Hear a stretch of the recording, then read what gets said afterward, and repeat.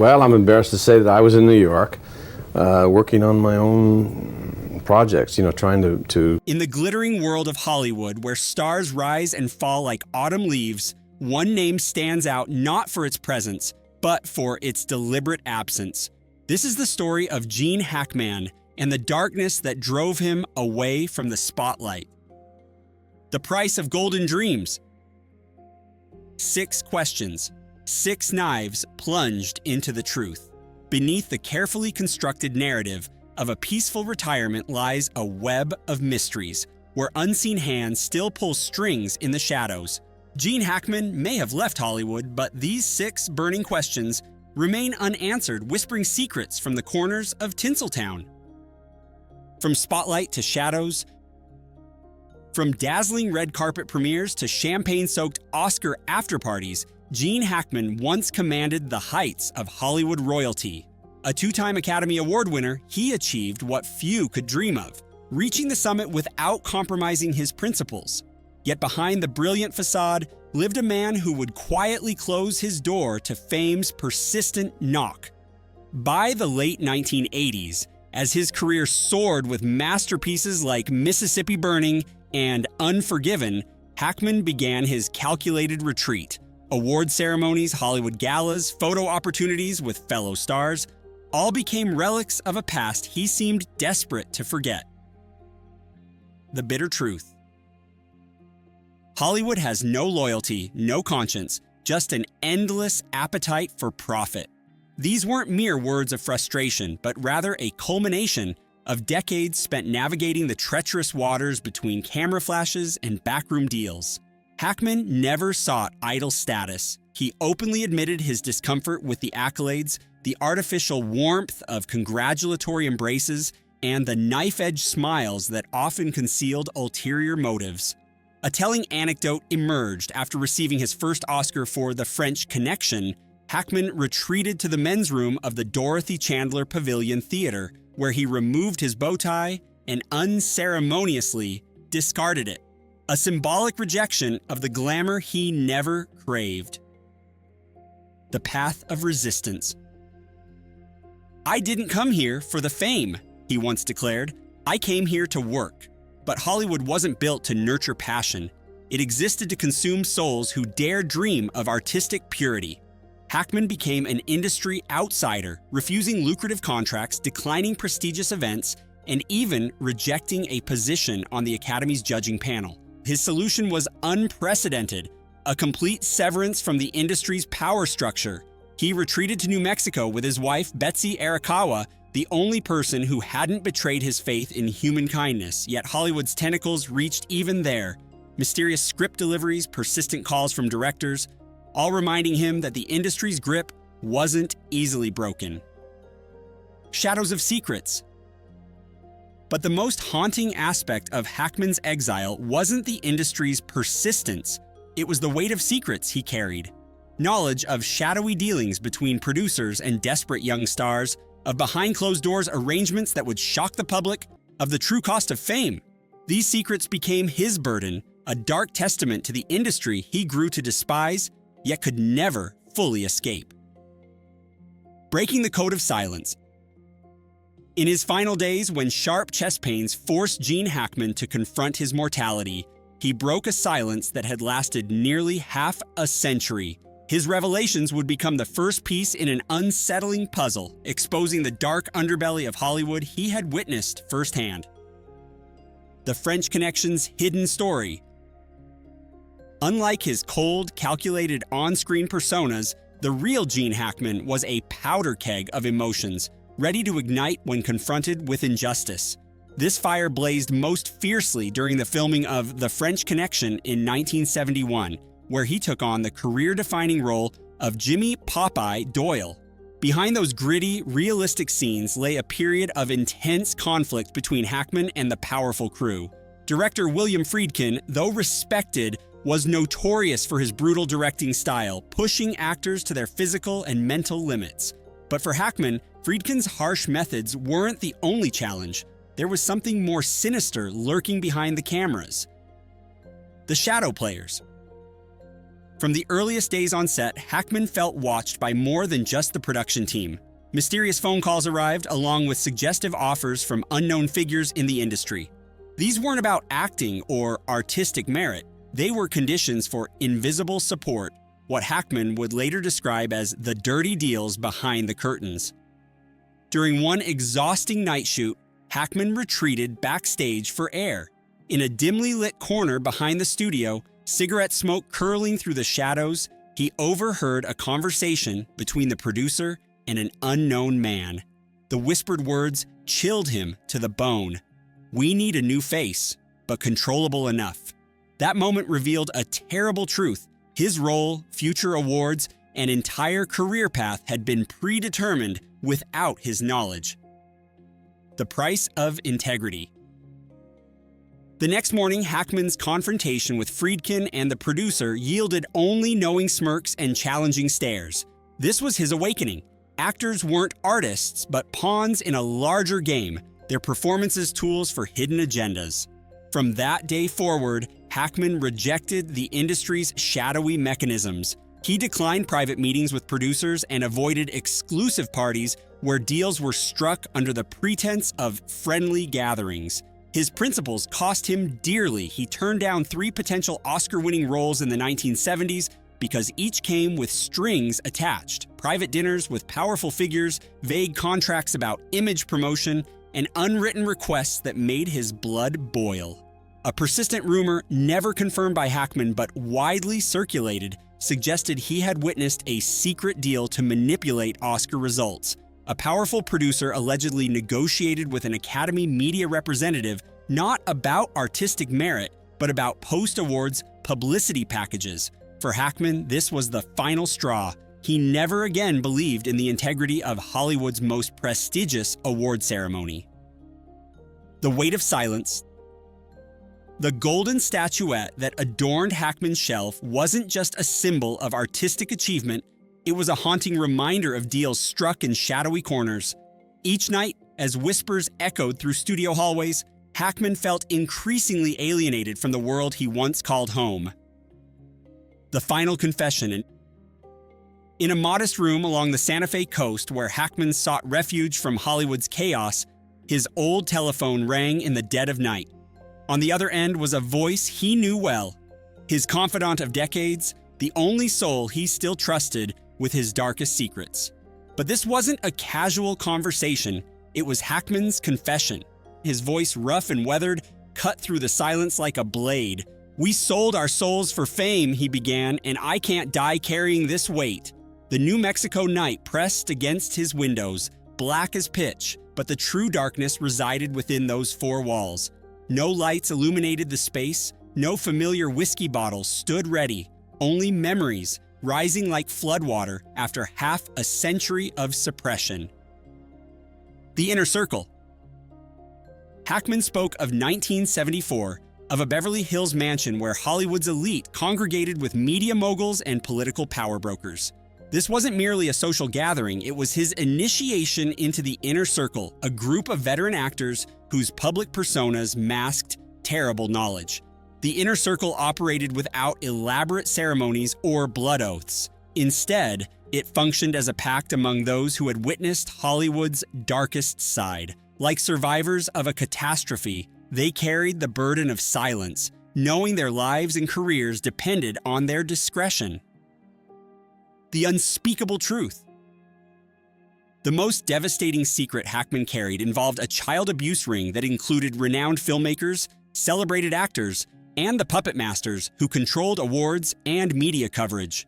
In 1975, Hackman and several other actors, now long vanished from public view, attended what they believed was a simple networking event. Behind a red velvet curtain in an opulent room, they witnessed the unthinkable. Children, innocent and uncomprehending, used for the entertainment of self-proclaimed industry titans. The sound of laughter, applause, and congratulatory handshakes became permanently etched in Hackman's memory, frozen like black ice in his conscience. The Devil's Contract. The following day, Hackman and his fellow witnesses faced an impossible choice in a closed-door meeting. They could either sign non-disclosure agreements, guaranteeing roles, fame, and safety, or risk everything by speaking out. Hackman's signature wasn't bought with promises of stardom. It was extracted through the crushing realization that he stood powerless against an empire built on money and influence. His confession wasn't merely an unburdening of guilt. It was the first toll of a bell that would expose Hollywood's most sinister secrets. As Hackman concluded his story, his modest Santa Fe home became more than just a retreat. It became ground zero for revelations that would shake the entertainment industry to its core.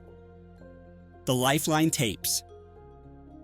When investigators first arrived at Hackman's Santa Fe residence, they weren't carrying flowers or memorial candles. Their mission was far more crucial. They were searching for the tapes. These recordings had become legendary among veteran actors, whispered about in hushed conversations behind closed doors. Hackman's habit of recording wasn't born from malice or the desire for leverage. Instead, these tapes served as what he called his lifeline, the only bridge between his conscience and the truth. According to an anonymous industry insider from the late 1980s, these recordings captured everything: heated negotiations with producers, veiled threats against young actors who dared to resist, and even confidential conversations between Hollywood moguls that never made it to official minutes. Each cassette represented what Hackman described as the ugliest mosaic of power I've ever seen. They weren't just random collections of audio, they were living testimony to decades of systematic manipulation where prestigious awards were traded like commodities, where promising careers vanished overnight for the simple crime of saying no, and where young talents learned to silence their voices before mastering their craft. The vanishing truth. If you could hear what I've heard, Hackman once confided to a close friend, you'd never watch another Oscar night again. But with Hackman's passing, these crucial recordings seemingly evaporated into thin air. The Santa Fe police, responding to the family's request, conducted an exhaustive search, examining secret drawers, scanning behind false walls, and investigating every conceivable hiding spot. Nothing remained. Hackman's cousin, who lived next door during the actor's final decade, confirmed the existence of these tapes, remembering them meticulously arranged in an aged leather suitcase. Hackman's only instruction was clear: if anything happened, don't open them. Instead, contact a mysterious friend whose face never graced any public photograph. The Silent Storm. The disappearance of these tapes sparked a quiet panic in certain Hollywood circles. Some industry veterans revealed that Hackman wasn't alone in knowing about their existence. Directors, writers, and even targeted young actors were aware but remained silent, understanding that merely mentioning the missing recordings could mark their career's end. As darkness settled over Santa Fe's empty streets, questions lingered like ghosts. Had Hackman created copies? Were they secured in a New York lawyer's vault, or perhaps sitting in a newsroom, waiting for the perfect moment to detonate? Hollywood maintained its practiced silence, but those who knew Hackman understood. The tapes weren't lost. They were simply waiting for someone brave enough to reveal their contents to the world. The Final Refuge. From the moment Gene Hackman left his final film set, he chose a path few Hollywood icons dared to consider: complete isolation. Santa Fe, New Mexico, with its ancient hills and blood-red sunsets, became his sanctuary. No high walls or security details protected his modest wooden house. Only the whistling wind through weathered boards kept watch, as if nature itself conspired to guard his secrets. The haunting silence. The silence Hackman cultivated in New Mexico wasn't merely a choice, it was a shield. You can leave Hollywood, but Hollywood will never leave you alone, he once confided during a private gathering in 2005. Those present recalled his quiet demeanor masking a deep, smoldering fear, the fear of someone who had witnessed too much, who knew too many forbidden truths. The isolation years. In the early years of his New Mexico exile, Hackman maintained sporadic contact with trusted colleagues, fellow guardians of what they termed artistic conscience. But gradually, the connections withered. Phone calls ceased, letters found no recipients, and Hackman retreated into complete isolation. His casual remark to his cousin, "If I disappear one day, no one will know," wasn't just dark humor, it was a premonition. After Hackman's passing, his cousin revealed disturbing patterns. Mysterious vehicles parked outside the house through the night, anonymous phone calls filled with nothing but breathing, unmarked letters containing 3 chilling words, "We see you." While Hackman never publicly acknowledged being surveilled, his actions spoke volumes. 2 packed suitcases remained perpetually ready, one containing personal items, the other holding documents no one had ever seen. The self-imposed exile. Throughout his final years, Hackman declined every invitation to return to Hollywood's embrace. No honorary Oscars, no lifetime achievement celebrations, no commemorative events. This wasn't merely about his disdain for Hollywood's hypocrisy, it was survival. He understood that stepping beyond his Santa Fe sanctuary might trigger those old hands to reach out, ready to silence him permanently. Some dismissed Hackman as paranoid, but those who sat with him in his wooden house, who heard his fragmented tales of Beverly Hills parties, of deals struck in shadows, of promising young stars who vanished without trace, they knew better. Hackman wasn't delusional, he was a keeper of dangerous truths, perhaps the last of his kind. The final days. Gene Hackman's last weeks weren't peaceful. Instead of enjoying his twilight years, he lived under suffocating tension, each breath seemingly monitored, each sunrise tainted by memories he couldn't escape. 3 weeks before his death, his cousin noticed an alarming change. Hackman, who had long severed ties with Hollywood, began making frantic calls, not to current stars or persistent reporters, but to old faces from a secret circle whose silence pact he had broken years ago. These former allies had largely vanished, not from memory, but from life itself. Their deaths read like a catalog of convenient accidents, midnight car crashes, fatal falls down mansion staircases, sudden passings in Beverly Hills penthouses. While official reports cited natural causes, Hackman knew better. In Hollywood's shadowy realm, there were no accidents, only carefully orchestrated endings. The echoes of silence. In Hackman's final days, his isolation became more profound than ever. Those who sold their souls for glory, "I have no one left to talk to," he mumbled, standing by his office window. His trembling hand gripped the landline phone, making calls that would never be answered, leaving voicemails that would forever echo in digital limbo. The hidden messages. After his passing, investigators discovered scattered notes in his desk drawer.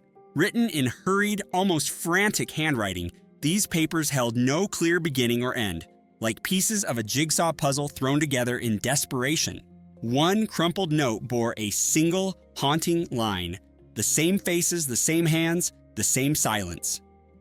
This cryptic message appeared repeatedly throughout his notes, as if Hackman was desperately trying to leave a coded message for those brave enough to decipher it. The faces he referenced were those who had shared red carpet moments with him, only to later orchestrate the downfall of truth seekers. The hands were those that offered congratulatory handshakes while signing orders to silence witnesses. The silence, a half-century-long covenant protecting Hollywood's darkest secrets. The final warning. When news of Hackman's death broke, the official cause was listed as natural causes, a pristine conclusion that left no loose threads for curious minds to pull. But for those who understood the true nature of Hollywood's power structure, where influence wasn't measured in dollars but in lives, the timing seemed suspiciously convenient. Gene knew the rules. One of the few surviving members of his inner circle told the press after the funeral, he knew them better than anyone, and he knew what happens when you forget who makes them. The statement wasn't just a eulogy, it was a warning to others who might consider breaking their silence. The final truth. Hackman's story didn't end with a peaceful grave in Santa Fe. It concluded with the echo of a slamming office door as the first police officer entered his wooden house, finding the silent landline phone still by the window and a final note hidden beneath his drawer. "I was never meant to leave alive." His last words weren't a gentle farewell, but a desperate scream that tore through Hollywood's glittering facade, exposing its rotting conscience. This wasn't merely the departure of a tormented soul, it was the final testimony of a man who had witnessed too much, carried too many secrets, and could no longer bear the weight of silence.